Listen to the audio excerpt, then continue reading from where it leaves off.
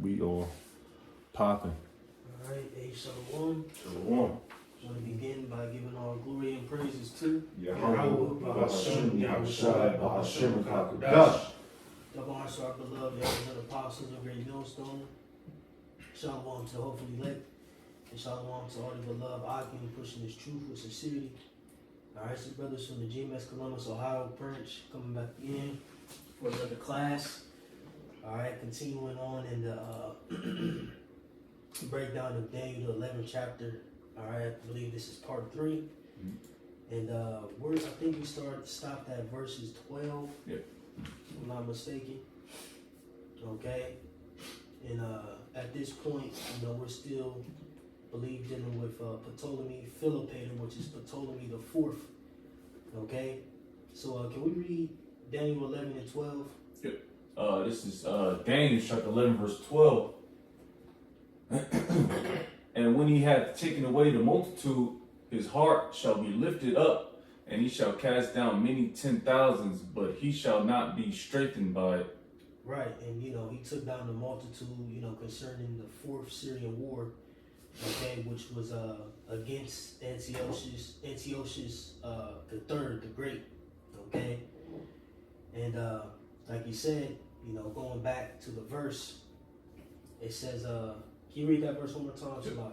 And when he hath taken away the multitude, his heart shall be lifted up, and he shall cast down many 10,000s, but he shall not be strengthened by it. Right, his heart shall be lifted up. So, ultimately when he won that Fourth Syrian War, all right, he got proud, all right, concerning Ptolemy Philopator. He got proud, all right, and his heart got lifted up. Okay, so now we're going to dive into that, all right. And just like the beloved elder bro, Elder Peliah was going into, we briefly touched upon, concerning 3rd Maccabees. All right, 3rd and 4th Maccabees dives into this history concerning Ptolemy Philopator, again, Ptolemy the Fourth. All right, so Lord willing, if a brother can pull up 3rd Maccabees, okay, and we're going to go to chapter 1. And really, I was reading through a few chapters, and man, it's a lot, man. It's a beautiful book too, by the way. Lord willing, once I finish reading both books, plan on doing some lessons on them anyway. So, Lord's will bring some edification out on that. But the brother can pull out 3rd Maccabees, because now we're going to deal with the multitude that he cast down.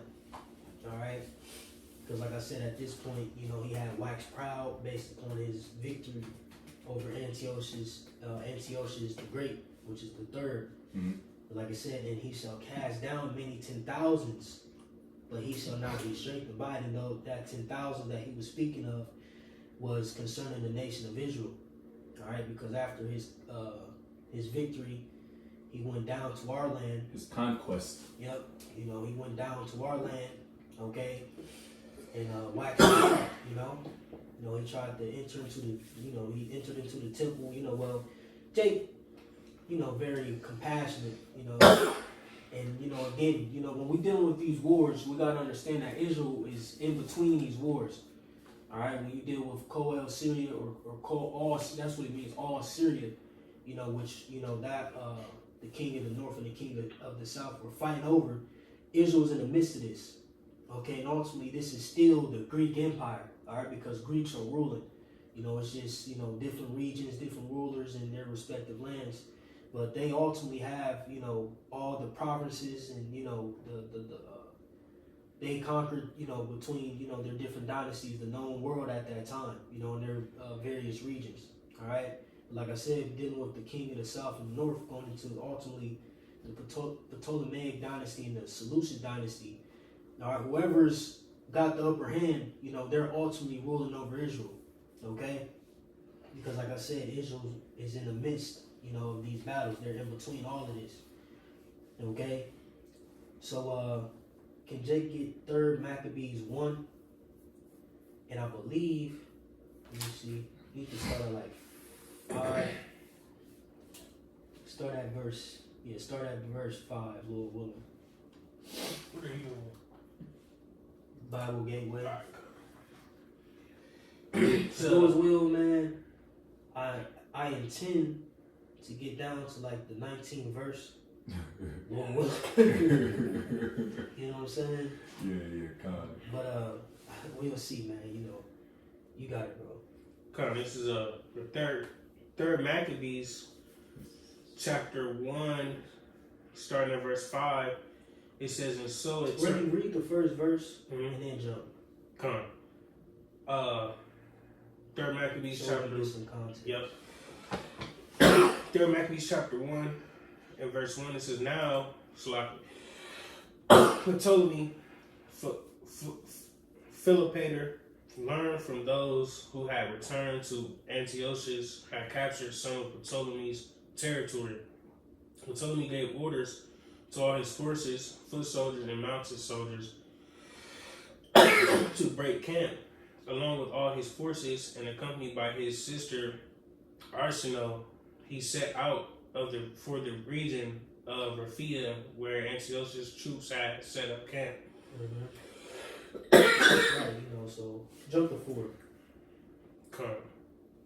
Verse 4 says, when a fierce battle arose and things were going rather well for Antiochus, Arsinoe went out to Ptolemy's army with pathetic cries and with her hair all in disarray. Right, so you know, Antiochus started to, you know, win the battle. All right, so the sister went out, like you said, pathetic cries and with her hair all in disarray.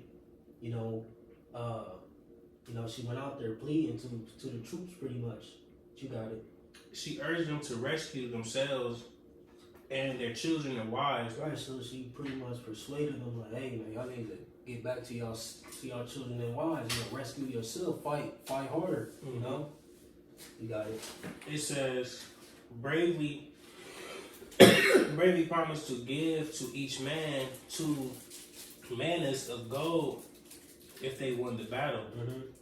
So it turned out that the enemies were destroyed in hand-to-hand combat and were taken prisoner. Yeah. After overcoming the plot, Ptolemy decided to visit. Ptolemy ended up winning. You know, you got it. After overcoming the plot, Ptolemy decided to visit the neighboring cities to encourage them. By doing this and by distributing gifts for their sacred shrines, he reassured his subjects. The Jews had sent elders and members of the council to greet him, to bring gifts of friendship, and to congratulate him on recent events. As a result, he was even more eager to come to them as soon as possible. So he traveled to Jerusalem, sacrificed to the supreme God, made thank offerings, and did what was appropriate for the temple. As he entered the temple, he was struck with amazement at its brilliance and beauty. And as he admired the orderly arrangement of the temple. Right, so he comes to Jerusalem. Pretty much we pay homage. Congratulate him. Because like I said, ultimately, we're subject. To him. At this point. All right. But you got it. Verse 10, as he admired the orderly arrangement of the temple, he conceived a notion to enter into the holy place. Right, so if you know anything about the temple, all right, you have separate parts of the temple, okay, and if you remember, we did a class on the temple, all right, real quick, just so Jake get I don't know if Jake feel like put a picture up. Yep, as a just like a visual. Yeah, this is heavily. Because you had the Holy of Holies, which was only the high priest could enter. Okay.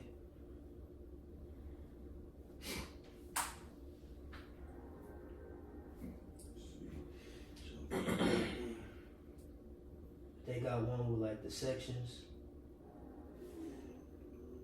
or let me see. That was pretty much when you were looking. I looked into some documentaries. And you go back to the siege of Jerusalem, Yad Vashem. That that was their fallback position, so to speak, because that was the one that needed to be protected the most. Yep. Not really, but you know, if it makes sense. Nah, it's the spirit. Yeah. Because did this chapter type go into that? How zealous people were for the Lord at this time. Because it's going to go into, you know, him waxing proud, etc.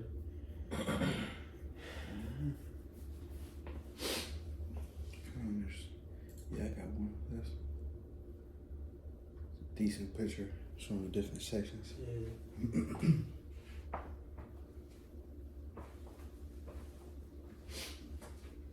The water. All right, but you know, like I said again, you have the holies of holies. All right, and only the high priest could enter. You know, and this man told me Philopator, he wanted to enter into that place, which was forbidden. All right, but you can continue your call. Verse. You know, you have the outer court. You know what I'm saying, so on and so forth. You know, visual. Verse 11. But they said that it wasn't right to do this, since even those of their own nation weren't permitted to enter it. Mm-hmm. Not even all the priests were allowed. See? But only the chief priest, Yep. who was in charge over all, and he could do so only once a year. Right. The chief high priest, only he could enter into the holies of holies. All right. You know, you got it. But Philopator wasn't at all persuaded. Even after the law was read to him, he continued to claim that it was necessary for him to enter, saying, "Even if those persons are denied this honor, I shouldn't be." Right. See, he waxed proud. Yeah. See, that's how he got proud. You know, like I said, he won that battle. Okay. And then from that, he got lifted up. He like, shit, you know, me? I can't enter into the, you know what I'm saying? But like they went into, they showed him the law, etc. Like, hey, this is forbidden. You know, you got it. He asked why, when he was entering every other sacred place, none of those present prevented him. And someone said, without thinking, that he was real wrong to speak of this as a sign. Mm-hmm. When even if for some reason this were true, Philopator replied, "Why should I, of all people, not answer, whether they are willing or not?" Mm-hmm. But the priests fell to the ground, still in their sacred robes. They filled the temple with crying and tears, praying to the supreme God to help them and to change the mind of the one who was wrongly imposing himself. Right, so they, you know, prayed like, man, because they felt ashamed like that. You know, they didn't want to get, you know, pretty much judged based upon, you know, this man entering into the temple because they knew it was forbidden, you know. So they prayed, you know, hey, you know, this is off. To, you know, to Yahweh Bahashem Yahweh Shai, you know. You got it. Read what verse you want? 17. Yeah, read to like 22. Come. It says, "Those who were left in the city were troubled and hurried out, thinking something mysterious was happening. The young girls who had been kept secluded at home rushed out with their mothers. They sprinkled their hair with dust and began to fill the streets with weeping and groaning. Mm-hmm. Even the young women who had just been adorned for their weddings left the bridal bedrooms that had been It's how prepared for much the our marriage night." people love the Lord then, you know? They heard the uproar, they you know, things start rumor, you know what I'm saying? They start hearing what was going on. They left everything to go and pray, you know? You got it.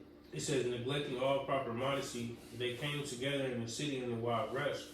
Mothers and nurses left newborn children here and there, some in houses, some in the streets." So they left their kids. You know what I'm saying? Mm-hmm. You know? You got it. "And crowded together into the Most High temple without looking back. Mm-hmm. The people who assembled offered all kinds of prayers on account of the evil plot of the king. Mm-hmm. Some of the bolder citizens weren't going to put up with his intended plan or fulfill what he had in mind.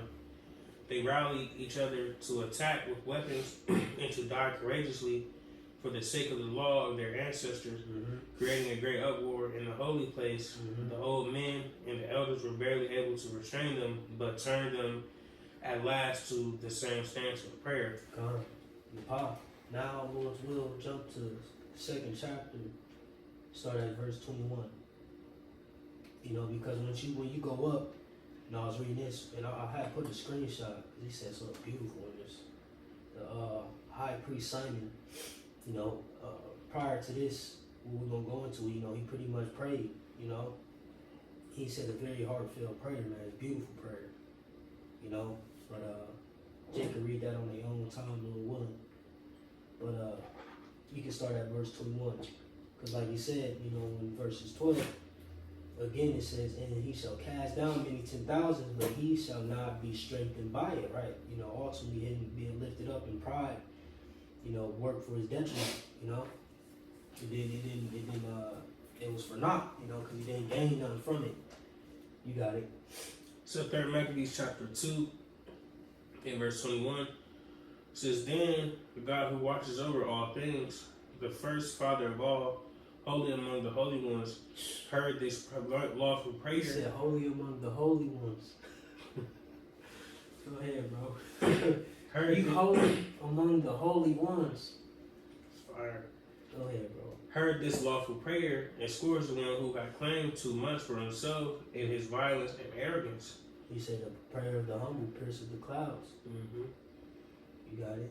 It says, the Most High shook him this way that as a reed is shaken by the wind, with the result that he lay helpless on the ground, his limbs were paralyzed, and he was unable to speak since he was struck by a just judgment.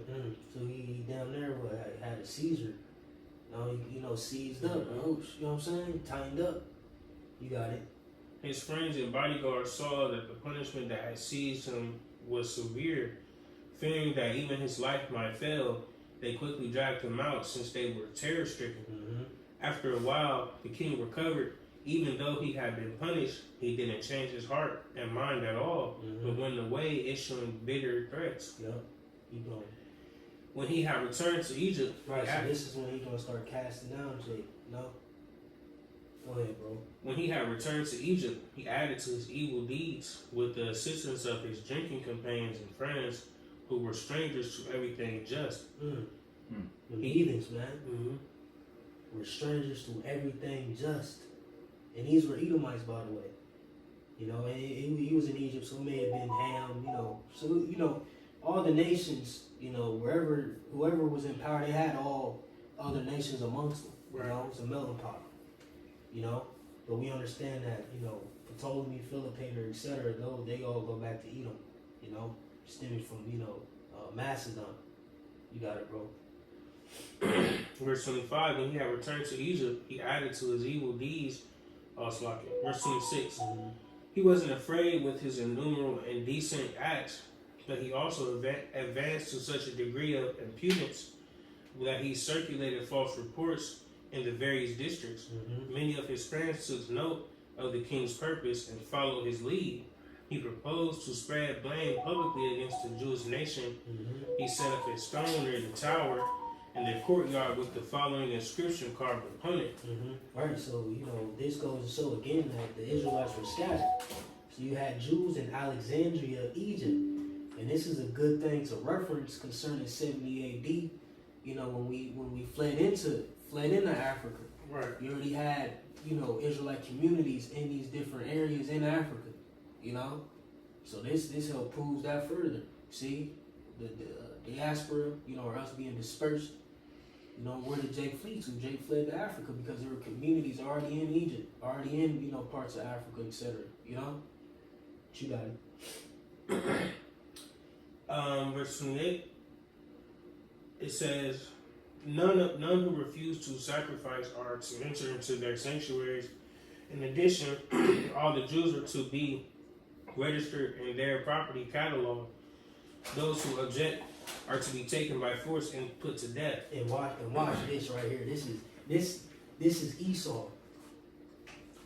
It says those who are registered are to be branded on the body by fire with the ivy leaf sign of Dionysus, and are also to be assigned to their former limited civic status. You see? It says those who are registered are to be branded on the body by fire with the ivy leaf sign of Dionysus, and are also to be assigned to their former limited civic status. Now, what that sound like coming up? Ooh-wee, Revelation 13. Edom. So their punishment was them being branded, okay, and ultimately they had to be branded with this leaf to what show their allegiance to who? Ptolemy Philopator. Mm. You see? So he came down with that wrath, like, all right, you know, you got it, bro. It says, verse 30, but so as not to seem hateful to all, he added, but if any of them should prefer to join those who have been initiated. Real quick, so like that symbol that was it Dionysus? Dionysus. Okay. Dionysus. Dionysus is a Greek god of wine, festivity, Festivities. kind of festivities and ecstasy. Ecstasy. Yeah. Yeah, pleasure. Yeah, it's all pleasure pretty much. That's Esau, man. You know? Oh yeah, that's that nigga with the wine, the grapes on his head. Yeah. Oh, That's yeah. what I said before, yeah. No, I'm not gonna say that because I don't know, but Yeah, I'm thinking mirror, no. I mean, they all got. Yeah, they all had that coins shit on and, that. yeah, them olive, Yeah. them leaves. Yeah, I Yeah, forget what that yeah. symbolizes. Though. Yeah. That's why. Come on. Oh, yeah, shit. it's all Greek and Yeah, it's all bullshit. So there's a little more information. It says, is how you say his name? Dionysus. Dionysus is he's the god of LGBT. Oh, I can say too much. Oh, that's Barack Obama. But he says that he is referred to as an effeminate, Mm-hmm. which is sometimes linked to being dressed in girls' clothes during his childhood. So Yeah. they try to have Jacob some crazy shit. Yeah. I mean, the Greek is fashion. Yeah, Hellenist, you know? And we gotta understand this is what, you know, well, this was prior to what happened in Maccabees. All right, but it was still, you know, that Hellenistic agenda was still being pushed. All right, you know, it was still, you know, you had Jake who was, like you said, you know, who was able, because, you know, a lot of these dudes were cool in the beginning till, you know, Antiochus Epiphanes the Fourth, which is going, you know, he comes after Antiochus the Great. All right, but that you remember, I believe Alexander's father, his plan was to forward the Hellenistic way in the earth. And, you know, Alexander was going to carry it out, you know, but he ended up dying. But that was their whole plan, you see? But, you got it, bro. Was there any more on that? Oh, that was it. Verse 30, it says, but so as not to seem hateful to all, he added, but if any of them should prefer to join those who have been initiated into the mysteries, these are to enjoy political rights equal to the Alexandrians. Mm-hmm. Right, so you're going to conform and comply, you know? This is, you know what I'm saying? No, Esau, bro. Go ahead, bro, because you got sellout niggas. Mm-hmm. You got it.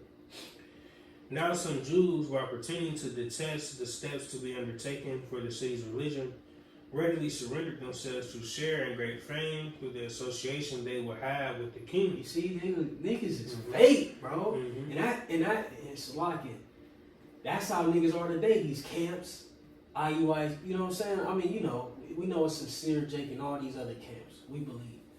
But a lot of these niggas faking the funk, acting like they against Esau, against the white man. Yep. You know what I'm saying? Like you said, they were, you know, like you said, Slakia.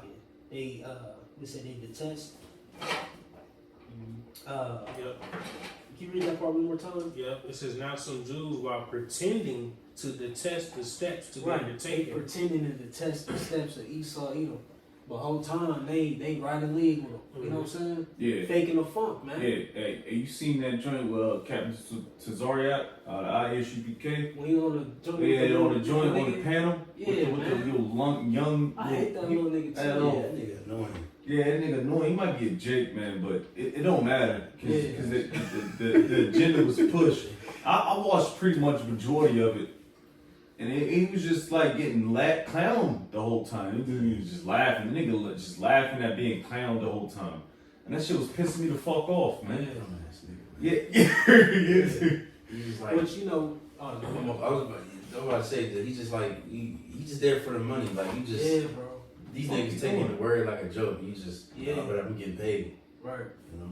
But that's how you gonna have Jake like that, who act like they against Esau, bringing out Malachi 1 and 4. You know, the whole time act like they detest Esau Edom. The whole time, you know, they right in league with him.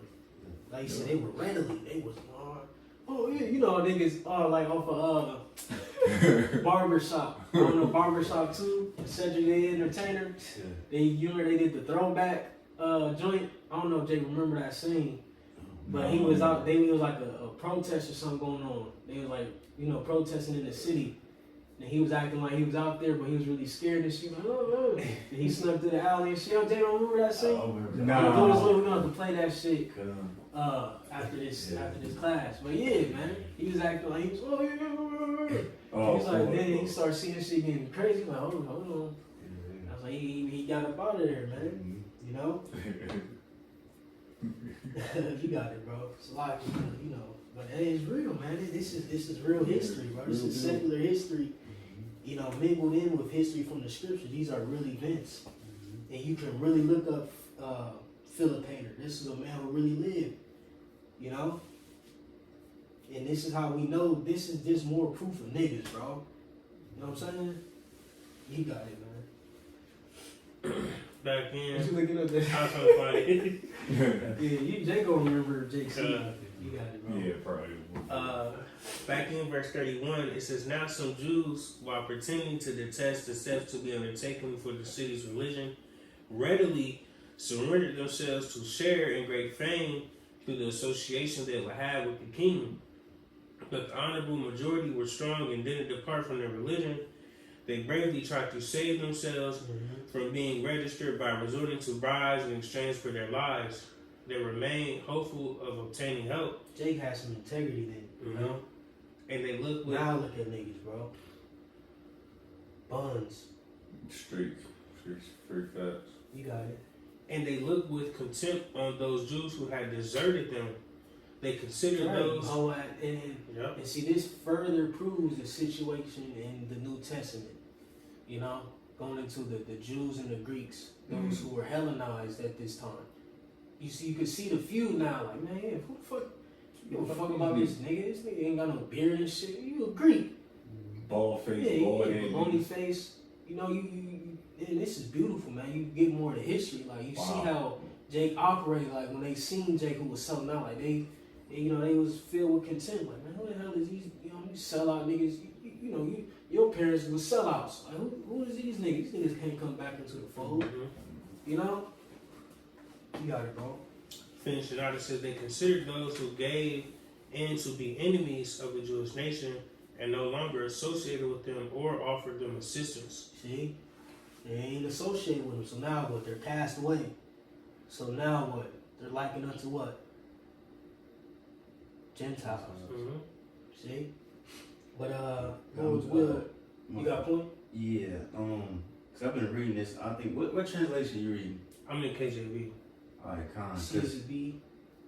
Khan. Oh, that's what I've been reading. But yeah. What you got? You got? I don't know what. Is this on YouTube? I don't know what version this is. Oh yeah, this CEV. I thought I changed it. Oh, so this might be a KJ, I believe. I'm gonna read that same verse. Well, in the middle, towards the end, it says they abhorred their own apostates. I believe that's the word. Consider them to be a natural foes, and debarring them from the common usage of social intercourse. It's just like the Lord said, like certain, like you don't keep the Sabbath or Passover. Sometimes you get put to death. But also says that soul be cut off. So Jake was like, "Now we ain't dealing with you niggas at all. Like y'all ain't Jews, pretty much. Y'all just enemies. Y'all enemies to our nationality." Alexandrians. Yeah. Dang, Alexander, that's crazy. Yeah, that's the same way we are now with Jakes in the world. Like, we ain't buddy with you niggas like we once were. Yeah. You MAGA hat wearing niggas, man. Yeah, man. We not one with you, and even dealing with certain other camps, we not in cahoots with y'all because y'all ain't right. Nah, because I was thinking about it, I'm like, man, I don't give a fuck about this shit, man. Yahweh Shah's way or no way, man. It's my way or the highway, so to speak. You got niggas wanna continue to push this narrative or America's so-called dream or some shit, man. And it's like, nah, we not with that, man. You should be wanting to get the fuck up out of here, cause this place ain't for you. Hey, no, that's funny. Real quick, I was talking to the white dudes at work today, and I was telling them, like, yeah, I don't eat pork, I don't eat shrimp, I don't eat crab, none of that. They're like, well, you don't eat pork, you don't eat shrimp, you ain't no real American. And I'm thinking in my head, I'm like, hell no, I'm not. Fuck you, ain't American. Crack me up though, but yeah, I'm not one with you. We're not one with you people, man. All right. From E to Jake, it don't matter. And real quick too, since the brother said the MAGA niggas, MAGA hat wearing niggas, you know, it was this dude, I forgot his name, like Officer something. Oh. You know what I'm talking about? On YouTube? Yeah. Oh, Tatum. Oh, Yeah, Tatum. Yeah, Yeah, that that bitch nigga. ass nigga. Yeah, Fuck that nigga, man. Yeah, he be doing that Charlie Murphy type Yeah, shit. Charlie. Yeah, I don't want to say it. I want to. Oh, Man, but he be doing that shit sometimes. He be arguing on the campus and shit, and he be talking to Jake, and then Jake be telling him, well, when has America ever been great? And he said, oh, well, you got your own house, you got this, which is cool. Yes, America technically we living way better than a lot of people in different countries. But who gives a fuck? This place put us in slavery, killed us, took the Most High from us, His name from us. So it don't matter if we living comfortably, we got electricity, that shit don't matter. Right. Jake, that's the point where Jake just get too goddamn comfortable. And then on top of that, cause just like even Egypt, we should go back so we can eat all the lemons and all that shit. Garlic. But even this same nigga was Tatum. Yeah, it's officer, that bitch ass nigga, man. Yeah, I don't like niggas like that, Yeah, man. Because he's in the system, man. You seen that video? He said if his kids die, he won't cry in front of his wife or some shit. But then Charlie Kirk, this man got assassinated, and you crying in front of everybody. Nigga crying in front of everybody, man. I was mad as shit. He crying for Massa, like, you know what I'm saying? So that just shows you, Jake won't even cry for his own child, but you gonna cry for Massa? A nigga that don't even fuck with you, that hates yourself, about you, man. you know, it's like it. Yeah, man. Nigga, this is you know for somebody this is newfound history. Niggas ass, bro. Yeah. You know. Yeah, and See just, Jake's character and shit. yeah, just real quick, because you made a mention about being comfortable in America, etc. And you take it from other countries, man. America ain't better. What thing about America is just more convenient. You know, because you go to other countries, you know, you gotta go out your way to get certain things. But here in America, you can go up the street and get what you want. You know what I'm saying? And then you can get it in abundance. You know what I'm saying? Like fast food and all that type of shit. You know what I'm saying? It's easy. It's easier per se in America. But when you go to other lands and you buy a plot of land or something like that, that's yours. You know what I'm saying? But here in America, this shit's not yours. They can come take it. Taxes on Right. it. Yep. Taxes and shit. When JK start in third Maccabees 3 at the top, read a couple verses and we move on. Sir, 3rd Maccabees chapter 3 at the top, it says, and when the godless Philopator learned of this, he became so enraged that not only was he angry at those Jews in Alexandria, but he also was very bitterly opposed to those living in the countryside. He gave an order that they should all be gathered together at once into one place and killed by the most brutal means possible. That sounds like another Edomite, you know? Haman, you know? Esther. You got it, bro. It says, while these plans were being put into action, some people plotted to injure the Jewish nation by circulating a hostile report against them on the pretext that the Jews were hindering others from practicing their own customs. But the Jews were maintaining goodwill and unswerving loyalty toward the royal house. While they worshipped the Most High and conducted their lives according to the Most High's law, they kept themselves separate in the matter of foods. For this reason, they appeared hostile to some people.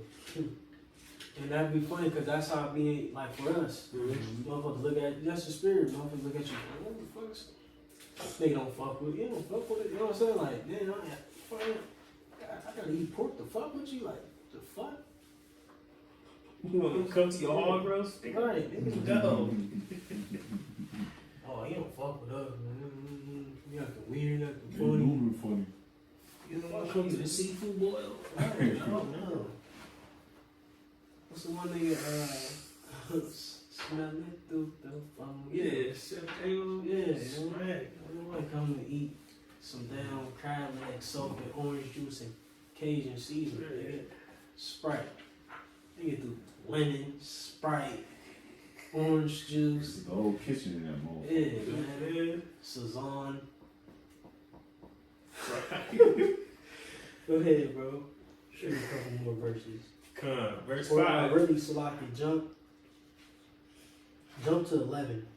Come on. And then jump to 11. Yeah, just jump to 11. Third Maccabees 3 verse 11 says, but the king took pride in. So, Salaki, you see how one verse, this what Daniel 11 is. You know what I'm saying? Yeah. So, for the viewers, man, Salakia. But, in order to get the full understanding of that one verse, you gotta, dive into it. You gotta go. Come on. Verse 11 says, but the king took pride in his present success and disregarded the authority of the supreme power, assuming that he would continue. Hold on, it says, but the king took pride in his present success and disregarded the authority of the supreme God. See? So like I said, that's how proud Esau gets. You got it. Assuming that he would continue in the same plan without hindrance, he wrote this letter against the Jews. King Ptolemy Philopator to his generals and soldiers in Egypt and in every place, greetings and good health. Both I myself and our affairs prosper after our campaign against Asia Minor came to a successful conclusion.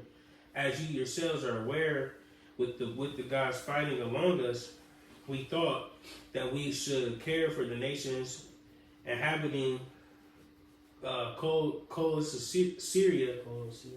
Syria and Phoenicia, not with the violence of the spear, but with fairness and much kindness, eagerly treating them well. After we had distributed generous funds to the temples in every city, we proceeded also to Jerusalem.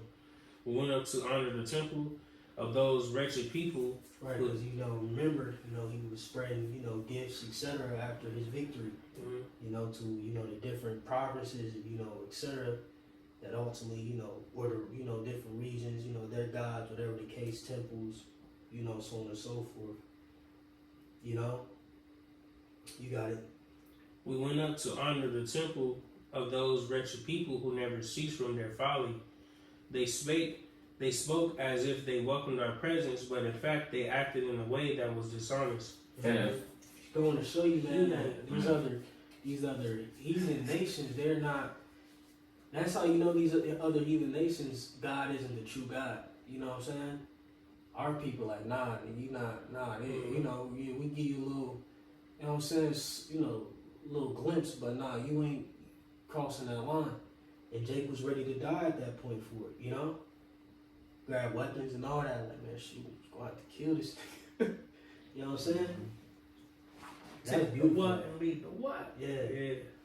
you got it. Verse 17. So they spoke as if they welcomed our presence, but in fact they acted in a way that was dishonest. We wanted to That's enter. just craftiness of the devil, though. Like, they showed you the law. Like, listen, here, it's forbidden, bro. Like, damn, like, you know what I'm saying? He's still proud. Yeah. And then you flip the script on them. Right. Like they wrong. Like they wrong. Esau ain't shit, man. Same shit Esau do now. Destroy some shit and then we'll flip it on you and make it like you the problem. Mm-hmm. Crazy. Finishing out, it says, but Because he don't know his limits. when we wanted to enter their sanctuary to honor it with the most extraordinary and beautiful gifts, they were carried away by their traditional arrogance and prevented us from entering. They were spared a display of our power because of the kindness that we have toward all people, but they made clear their ill will toward us as the only one of the nations showing such stiff-necked defiance to kings and to their own benefactors. They aren't willing to receive anything sincere. Jump to 25 once you're done. Come on. Gotta finish that.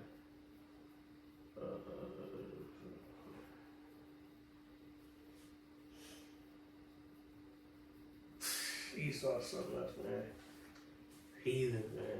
He said verse 25, Salaki. Come on. Jumping to verse 25, it says, we have given an order that as soon as this letter arrives, you are immediately to send us to those Jews who live among you, together with their wives and children, to suffer a certain and shameful death, appropriate for enemies, treat them harshly and abusively, and bind them on all sides in iron chains. We are sure that when these people have all been punished, the affairs of our state will be established more securely and in a more excellent condition for the future. But whoever shelters any of the Jews, from an elderly person to a child to nursing infants, will be tortured. Damn. Household and all with the most horrible punishments. Yo, this dude is crazy. Yeah, man. You know? He said, And your then kids. Jay about to tap back into that ancient spirit, bro. Yeah. He about to tap back into that torturing, clipping niggas, you know, that hostile shit. Clipping niggas, you know, big toes off and, you know what I'm saying? Dude Guillotine. said from your kids to your granny. Yeah. He's, Everybody's you know, going everybody's down. going. Wow. You know, so this is the letter he sent out, man, to get Jake out of there, you know, so. And You what's know- a quick sloppy? Yeah, but you know, through the spirit, you know, for time's sake, man, that's probably half the video, man. It's locking, bro. But we already talking about yeah, man. But you know, you want further information on, you know, what happened. You know, Lord's will, Jake could just, you know, continue reading, or you know, take the time to read Third Maccabees, etc. You know, for more secular history concerning, you know, that one verse. But you want to make a point? Yeah, just real quick, because you know he's sending out these threats and you know what I'm saying, executing on these things. You know what I'm saying, like the brother said, these things are going to come back. Just like he's saying, he's going to go from your peoples, your granny to anybody. You know, if you go against this, man. So you know it's going to come that time for us. You know when, you know our peoples. You know what I'm saying. You know our peoples might be cool with us now, but when Esau come down trying to, you know. You know, yeah, trying to, you know, hey, if you don't do this, man, give them up or whatever, we gonna kill y'all, we gonna torture y'all, you know what I'm saying, until we get to them. You know what I'm saying? So it's all a ramp up effect, man, that's gonna happen real soon. Calm. But Jake can jump back to Daniel 11. Back to Daniel 11 and 13. For the king of the north shall return, and shall set forth a multitude greater than the former, and shall certainly come after certain years with a great army and with much riches. Right, and this is still dealing with Antiochus III. Okay, you know, because again, you know, he lost the Fourth Syrian War to Ptolemy Philopator. You know, when he regrouped, you know, he went back and regrouped.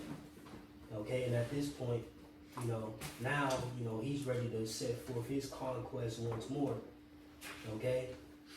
You know, by this time, you know, once he went on his second run, you know, whatever, you know, Ptolemy the fifth, all right, Ptolemy the fourth son, all right, which is Ptolemy the fifth Epiphanes, you know, is now in power.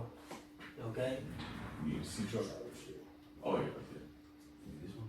Oh, shit, I can cut this joint on, man. You good? You got your second joint? Yeah, I got another charger too. All right, come. Verse 14. And in those times there shall many stand up against the king of the south. Also the robbers of thy people shall exalt themselves to establish the vision, but they shall fall. All right, so now can Jake cue up, well, real quick, Lord willing, can Jake, can we cue up Antiochus III the Great? And then can we cue up Ptolemy the fifth Epiphanes? And then can we cue up the fourth or the Syrian Wars? Should be on Wikipedia. Should have them all in line.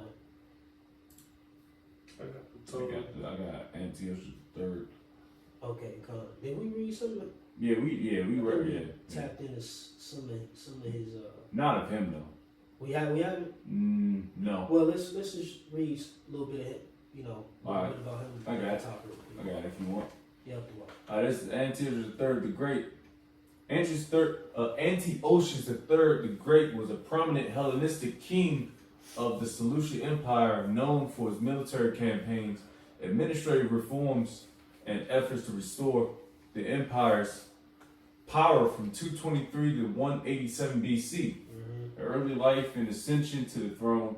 Antiochus III was born around 241 BC to Seleucus II, Callinicus, and Laodice, II. He ascended to the throne at the age of 18 in 223 BC, following the assassination of his brother Seleucus III, Cyrenius. His early reign was marked. Hold on, give me a second. His early reign was marked by challenges, including a fragmented empire and revolts from governors in key regions, military campaigns, and achievements. It says Antiochus III is best known for his ambitious military campaigns aimed at restoring the Seleucid Empire. Right, you see, so like you said, he, you know, Yeah. like I said, during the Fourth Syrian War, he lost, but he regrouped. All right, because at this point, you know, the Ptolemaic dynasty down there in Egypt was facing, you know, a lot of turmoil, inner turmoil, economic, or you know, things with the economy was failing. You had a lot of revolts going on, rebellion going on. You see, so you know, Antiochus or Antiochus, some brothers say Antiochus. You know, he seen this, all right, and tried to take advantage of it. All right. So if a brother can get the Fourth Syrian War and read the first 3 paragraphs, Lord. Going on Wikipedia. Yup, Fourth Syrian War. Just click it on the wiki, then it's going or type in Syrian Wars. 6 Syrian Wars. You know, because like I said in verse 13, it says, "For the king of the north shall return, and shall get and shall set forth a much greater and shall set forth a multitude greater than the former." Right, so we regrouped, got more troops, you know, expanded, and shall certainly come after certain years with a great army and with much riches. Right, so we, you know, let the, you know, things settle. Ptolemy the Fourth died. You know, now Ptolemy the Fifth is in power, but he's very young at this point. And like I said, Egypt is going through a lot as well. So he's trying to take advantage of this, you know, which is going to go into the Fifth Syrian War, okay? Which, you know, he tried to strategically, you know, make moves during that as well. You Yeah. know? It just kind of sounds like America, so to speak. Yep. You got it, though. Whoever. Jay got it. No, it ain't. Oh, okay. I get it. Where you at? Nah. Syria. Oh, Slovakia. Okay.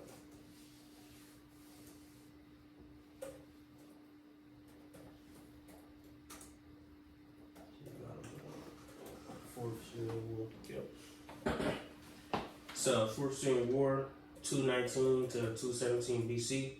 Says upon taking the Seleucid throne in 223 BC, Antiochus III the Great set himself the task of restoring the lost imperial possessions of Seleucus I, the first Nicator, which extended from the Greco-Bactrian kingdom in the east, the Hellespont in the north, and Syria in the south. By 221 BC, he had reestablished Seleucid control over Media and Persia, which had been in rebellion. The ambitious king turned his eyes toward Syria and Egypt. Egypt had been significantly weakened by court intrigue and public unrest. The rule of the newly inaugurated Ptolemy, Philopator, began with the murder of Queen Mother Berenice II. The young king quickly fell under the absolute influence of imperial courtiers. His ministers used their absolute power in their own self-interest to the people's great chagrin. Right, so, you know, it's going into, you know, Ptolemy the Fourth, you know, he tried to, like I say, he tried to take advantage a couple times. Alright, but jump 2 paragraphs down, or, just keep reading Slovakia, Yeah. man, Slovakia, bro, you got it, bro. Antiochus sought to take advantage of this chaotic situation after an invasion in 221 BC failed to launch. Mm-hmm. He finally began the Fourth Syrian War in 219 BC. He recaptured Seleucia, Peoria, as well as cities in Phoenicia, amongst them Tyre.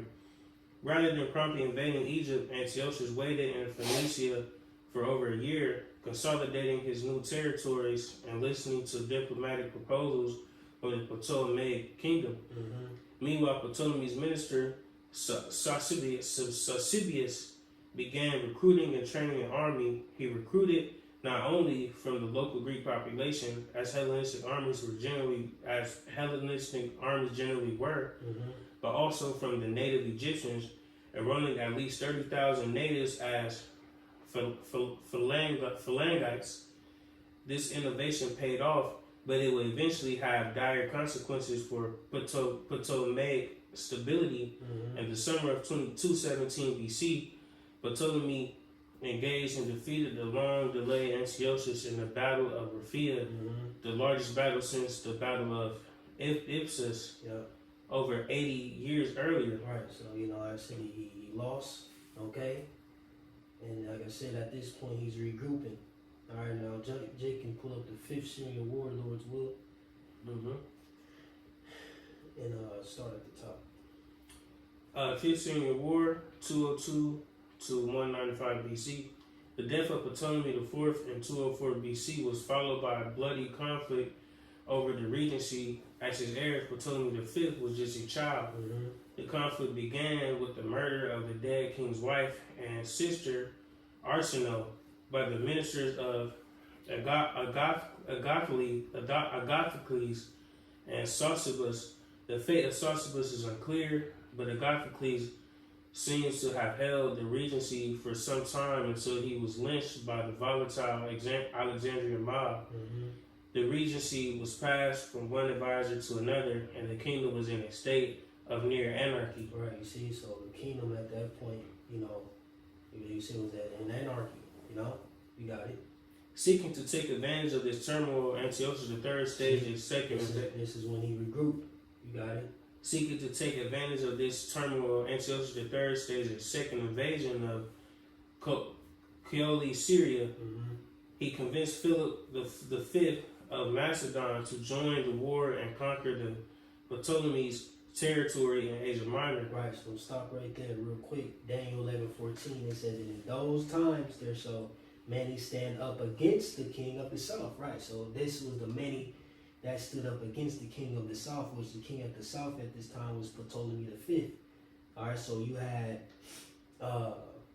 Antiochus or Antiochus III against him. You now have Philip V against him. He was dealing with rebellion in Egypt, as well. So he had a lot against him at this time. All right. So boom, you could stop there for now, or can you finish it out? Is it anything? Yeah, just finish it out, and then we get verse 14 or verse 15. It says, actions which led to the Second Macedonian War between Macedon and the Romans. Antiochus quickly swept through the region after a brief setback at Gaza.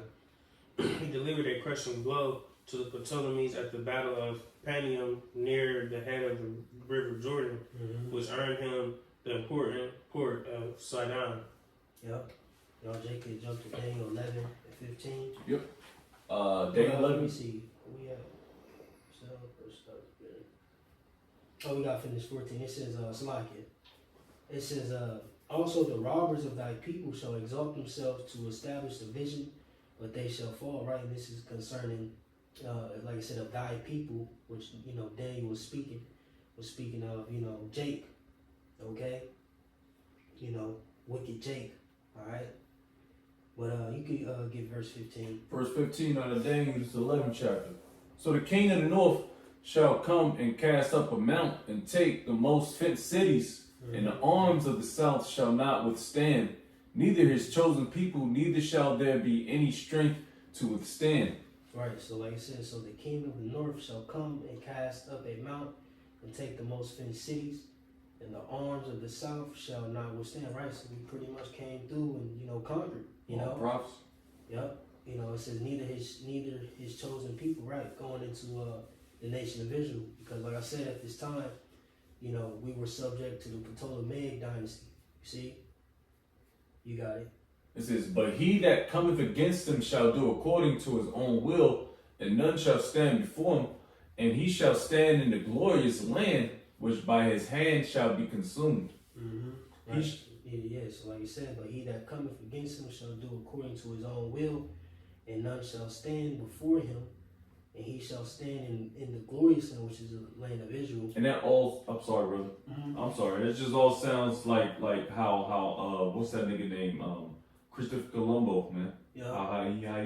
How he manifest destiny, how he came and took this land. You It's know. Esau, man. Yes, Esau, man. But real quick, can we matter of fact, you keep going. All right. Verse 17. He shall also set his face to enter with the strength of his whole kingdom, Mm-hmm. and upright And ones. he here is Antiochus Epiphanes the third, or something like Antiochus the Great the third. We still dealing with him. You got it. Kingdom and upright ones with him. Mm-hmm. Thus shall he do, and he shall give him. The upright ones is the nation of Israel. And shall give him the daughter of women, corrupting her, but she shall not stand on his side, neither be for him. Right, come on, so boom. Yeah. You know, at this point, Antiochus the Great the third, all right, now, okay, offers up his daughter to Ptolemy the fifth. So Lord's will, can we pull up Ptolemy the fifth? Just so we can get some back history on him. And then you still got that fifth Syrian war. Mm-hmm. Okay, come on. All right. And then Lord's will, I have you continue in there after you read a little bit on I got a quick on it. Ptolemy the fifth of Epiphanes, also known as Ptolemy the Manifest. That's funny. Was a significant figure in the history of ancient Egypt. He ruled from 204 BC until his death in 180 BC, and is remembered for his tumultuous reign, marked by both internal upheavals and external threats. His life, reign, and accomplishments are essential to understand the decline of the Ptolemaic kingdom, as his rule marked a turning point in Egypt's history during the Hellenistic period. Ptolemy V's reign began with disastrous civil wars and was followed. Oh man, you can't make, man. Because every time I'm thinking about this dude, this Cracker, I'm thinking about America, how DJ Trump is running America. It's just synonymous. It's just crumbling from the inside to it out, man. Disastrous civil wars, and was followed by the Fifth Syrian War against the Seleucid Empire.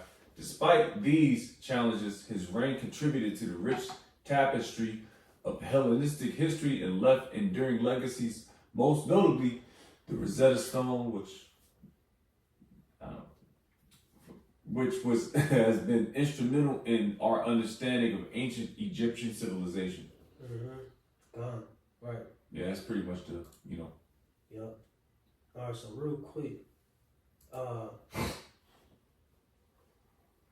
me go through something real quick. Yeah, it just shows you the signs as how synonymous everything is with the Edomites today. Nothing changed. Nothing's changing, man. The Greek Empire, the Roman Empire, Roman 2.0, which is pretty much Babylon the Great, the whore. It just shows you the playbook, man. And you know what, you niggas still wanna be all cutesy with the so-called white man. You gotta rub elbows with him a little bit to eat, and because Deuteronomy tells you that you got the one of all things. You go to your fucking slave master. But I don't mean you gotta go to the fucking Muslim, be a Muslim or a Christian. You lose your heritage. Sell out. Yeah, be a sellout. Chop your beard off. Yup. But real quick, can Jake go to Antiochus Epiphanes III's in Wikipedia Mhm. and go to the family section? And let's read a little bit of that. Alright, because now we're dealing with a seed line, because like it says, he shall also set his face to enter with the strength of his whole kingdom. Right, because ultimately, like I said, he set his face to enter into the whole kingdom. So his goal, was to conquer and move south. All right, and he wanted to grab Egypt, once more, or take over Egypt. All right, but ultimately, they established something through marriage, or him marrying off his daughter. Okay, but you got it, bro. Where you want me to start at? You want me to- Family. Start at Oh, the okay. top. Okay. All right. Yeah, this is out of Antiochus III the Great. Out of Wiki search. It says 241. Nah, 220. go to the family, go down to the family section. Does it, I don't know how. It's Keep going to going. highlight it. It's going to highlight it.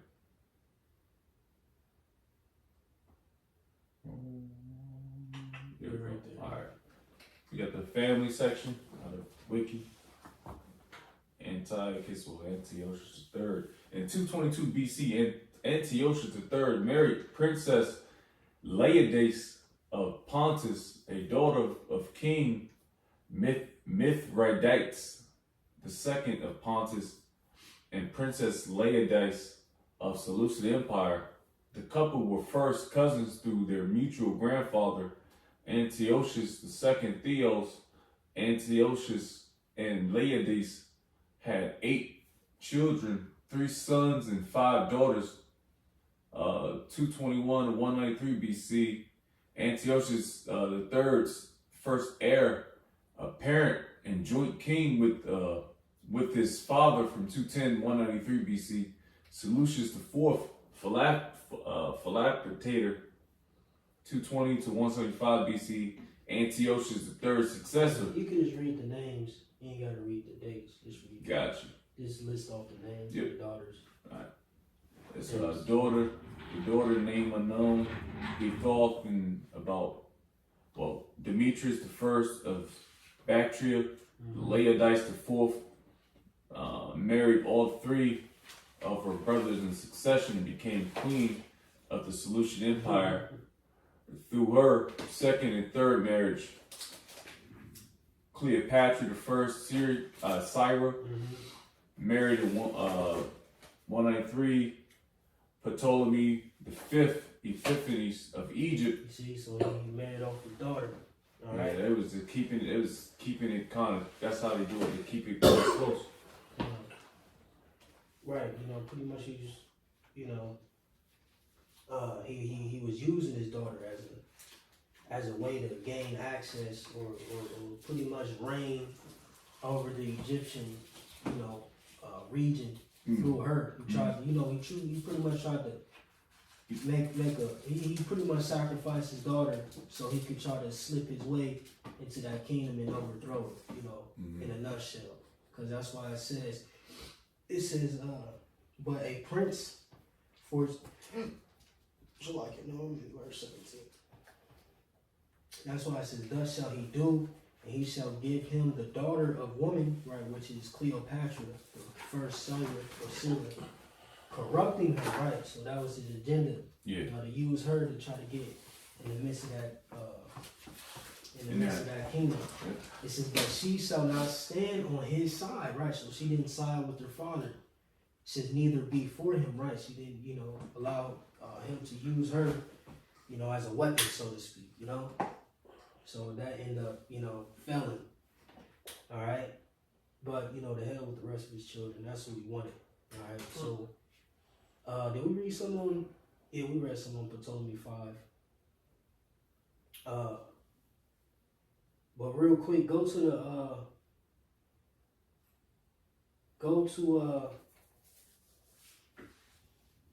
real quick, let me read this. The Ptolemy 5, I'm in Wikipedia. I'm in the second paragraph, and I'm gonna just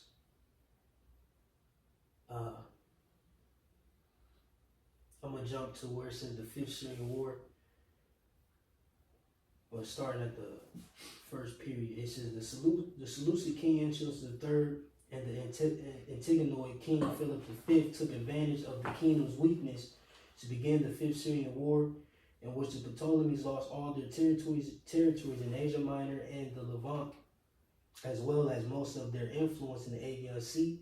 Simultaneously, Ptolemy V faced a widespread Egyptian revolt led by self-proclaimed pharaohs Huanefer and Ankhenefer,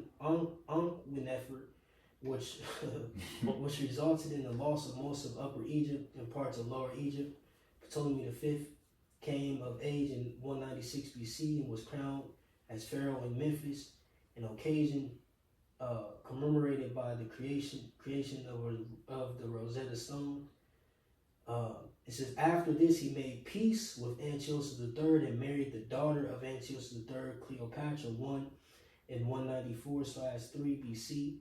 This outraged the Romans, who had entered into hostilities with Antiochus III, partially on Ptolemy V's behalf. And after their victory, they distributed the old Ptolemaic territories in Asia Minor to Pergamum and Rhodes, rather than returning them to Egypt. However, Ptolemaic forces steadily reconquered the south of the country, bringing all the Upper Egypt back under Ptolemaic control in 186 BC. In his last years, Ptolemy V, or the fifth, began maneuvering for renewed warfare with the Seleucid Empire, but these plans were cut short by his sudden death in 180 BC, allegedly poisoned by couriers worried about the cost of the war. Right, so just some more background, and then, like I said, concerning, the peace treaty, or the peace that was trying to be made by Antiochus III, which, like I said, ultimately was a plot to try to get into Egypt, But now we could get Daniel 11 and 18. All right. Verse 18. After this shall he turn his face unto the isles, excuse me, and shall take many. Right, so, we're still dealing with Antiochus III. He says he shall set his face unto the isles, which is the islands. Islands, yeah. Yep. But a prince for his own behalf shall cause the reproach offered by him to cease. Right, so real quick, Salakia. It says, and shall take many, right? So he was, conquering further. He set his face, toward the islands, those islands over there, in the midst of Asia Minor, off the coast of Asia Minor, etc. And, he was moving west, but like it says, but a prince for his own behalf shall cause a reproach offered by him to cease, right? Which that's going into, the up and coming Romans at that time. Okay, so real quick, can we go to Antiochus Epiphanes III, and let's go to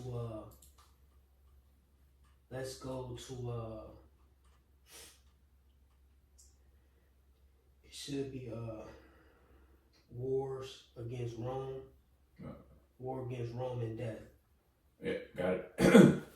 Yes, Antiochus then moved to Asia Minor by land and by sea to secure the coast towns which belonged to the remnants of Ptolemaic overseas dominions and the independent Greek cities. Right, see that, and that's what fucked him up, He went to the independent Greek cities, which, at this time, the Romans, what was free, it was freedom, or the Greek, they was dealing with the Greek freedom, all right?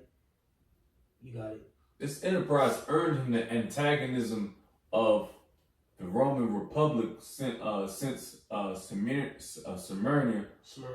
Yeah, Smyrna and Lampsacus appealed to the Republic, which at the time acted as a defender of Greek freedom. The tension grew when Antiochus in 196 BC established a footing in Thrace. The evacuation of Greece by the Romans gave Antiochus his opportunity and he now had the fugitive Hannibal at his court to urge him on. In 192 BC, Antiochus invaded Greece with a 10,000 man army and was elected commander-in-chief of the Aetolian League in 191 BC. However, the Romans under Manius Achilles Glabrio routed him at Thermopylae, forcing him to withdraw to Asia Minor. The Romans followed up. Right, so real quick, like it says, after this shall he turn his face into the isles, and shall take many, but a prince for his own behalf shall cause reproach offered by him to cease. See? So like he said, at this point, once he, Rome caught wind of, what Antiochus or Antiochus was doing, like I said, it says, in 191 BC, however, the Romans under Manius Achilles Glabrio routed him at Thermopylae, forcing him to withdraw to Asia Minor. You see? It says, without his own reproach, he shall cause it to turn upon him. Yeah. So you can keep reading. Then it's going to go into it further. It says, forcing him to withdraw to Asia Minor. The Romans followed up their success by invading Anatolia and the decisive victory of Scipio Antiochus at Magnesia and Sicilium, 190 BC, following defeat of Hannibal at Sea of Side, delivered Asia Minor into their hands. By the Treaty of Apamea, 188 BC, Antiochus abandoned all the country north and west of the Taurus Mountains, most of which the Roman Republic gave either to Rhodes or to the Attalid ruler Eumenes II. Its allies, many Greek cities, were left free. As a consequence of this blow to Seleucid power, the outlying provinces of the empire recovered by Antiochus reasserted their independence. Antiochus mounted a fresh eastern expedition in Luristion, where he was killed while pillaging a temple of Bel at Elymilus, Persia, in 187 BC. Right, so reading verse 19 real quick, it says, then he shall turn his face toward the fort of his own land, right? So he tried to go back to Asia Minor. It says, but he shall stumble and fall and not be found, right? So he ultimately died. God put to death. Yep, so, but real quick, it's a lot, bro. We gotta just real quick go tap Treaty of Apamea, because this is a very, very, man, I'm telling you, the scriptures are real. Type in the Treaty of Apamea. I got it. And then just read. Yep. Because, like I said, Rome, caught his ass in his tracks. They shut all that shit down, Yeah, and this is what they had, documented. Yeah. All right. That war, man. I mean, it is fire. It's a lot, bro. It's a lot. God damn, but it shows you the transition, of kingdoms, so to speak. Right. And now you see Rome growing at this point. And then, we're getting into the New Testament. Well, after this, you had First and Second Maccabees. Yeah. Then, the New Testament. Yeah. You got it. It says the Treaty of Apamea was a peace treaty. Peace treaty. Didn't that nigga Donald DJ Trump just signed one in the Middle East? Like, what the fuck you? Right. Come on, man. The Treaty of Apamea was a peace treaty conducted in 188 BC between the Roman Republic and Antiochus III, ruler of the Seleucid Empire. It ended the Roman-Seleucid War. The treaty took place after Roman victories at the Battle of, Thermopylae. Good Lord. In 191 BC, the Battle of Magnesia in 190 BC, and after Roman and Rhodian naval victories over the Seleucid navy, Esau always been in war, bro. Yo, This nigga this nigga tired. You got it. But jump to terms of treaty. The This treaty. is all going to lead into Antiochus Epiphanes the fourth. This is why we gotta bring this out. And this is in the scripture. This is cold. Go ahead, bro. Terms of the If you treaty. ain't know why this was, it's one of them verses where if you ain't know why this was written, now you know. You know what I'm saying? You gotta know the history to know the mystery. You got it, bro. Yes, sir. It says terms of the treaty. The treaty, according to Appian, obliged Antiochus III to abandon Europe altogether and all of Asia west of the Taurus Mountains. He had to surrender all the war elephants in his possession. Oh, shoot, War elephants. war elephants. War elephants, and they had the. Oh, I remember that. Oh, Yeah. yeah. shit's fire. 300 and 300. Yeah. Yeah. Like you, bro, they train. That shit fire though. Yeah, that's Elephant going to war with you, however they have with it. horses. Yeah, Yeah, damn. somebody shit. War elephants in his possession and was limited to 12 warships for the purpose of keeping his subjects under control, but he was allowed to build more if he was attacked. Antiochus was barred from recruiting mercenaries north of Taurus, that is from territory just ceded to Roman allies Pergamon and Rhodes, and entertaining fugitives from the same Antiochus had to give 20 hostages, Right. So this the point. It says Antiochus had to give 20 hostages. Go ahead. whom the Roman consul would select. The hostages should be changed every third year. Man, that reminds me of what's going on down in Hamas in Israel today. Yo, this is, man, you can't, man. It says, Real quick, the Roman consul was the two highest elected public officials of the Roman Republic. Just a quick little. man, you can't make this shit up. Right. So now you see the Esau, got another How route. synonymous it is. The Roman Republic coming up. This is all inner turmoil. Esau against Esau. Yep. You got it. It says, Roman council will select. So the Roman consul selected hostages. All right. It says, except the son of Antiochus, which that son is pertaining to his heir. All right. But he had more than one son. Yeah. You got it. It says Antiochus in the future he will maintain no elephants. The Seleucids were forced to pay an indemnity of 15,000 talents of silver of debt, 500 Urabic talents immediately, 2,500 more when the Roman Senate ratified the treaty in installments of 1,000 talents, each to be delivered to Rome annually for the next 12 years.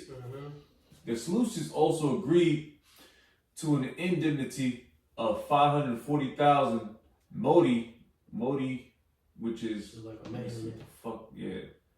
modi of corn. He was also forced to surrender all prisoners and deserters to his enemies.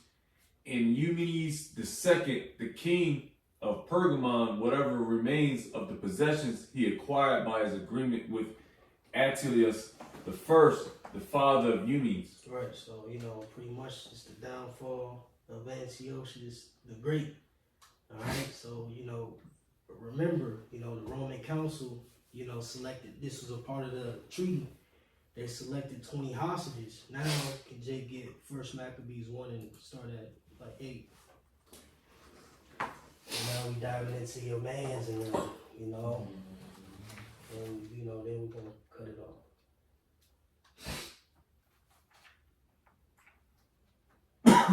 I get it. Give me 1 second.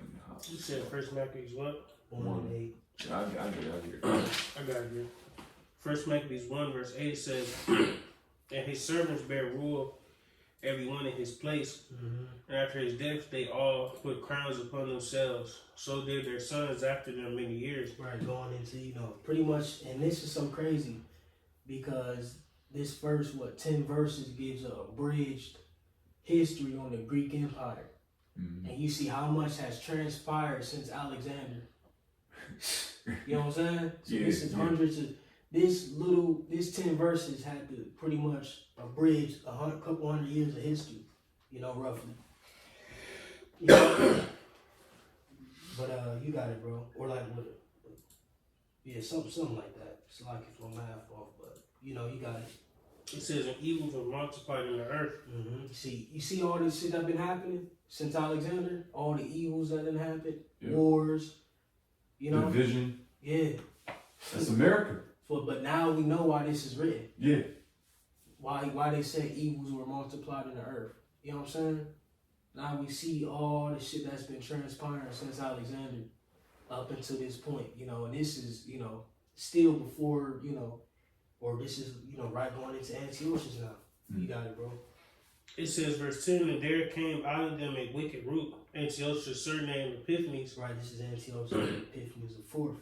Yep. son of Antiochus the king, who had been in hostage at Rome. Right, son of Antiochus the king, Antiochus the third, the great, who had been a hostage at Rome.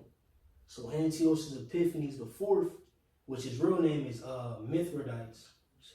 All right, when you go to Antiochus the third's sons, you know his real name is Mithridates.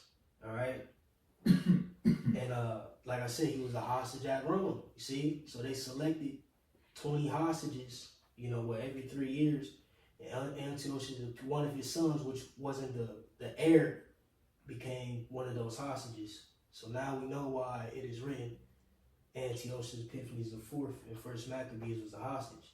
You know, based upon the treaty of Apamea, all right, between the Roman Republic and Antiochus the third the Great. And that's it. Lord willing. That's verse 9. Yep. In the today's session. So, Jay Good. Alright. Well, what I was edifying, you know, it was long. I don't know how long the video was, but you know, that's the conclusion to this portion. And Lord's will, next week we'll be back for more. Alright, so with that, we'll give all glory and praises to Yahweh, Bahashem, Yahweh Shai, Bahashem, Rekah HaKadosh. double honors to the elders and apostles, the great millstone. Shalom to the holy elect. Shalom to all Akim, pushing the truth with sincerity. Shalom. Shalom, shalom. There.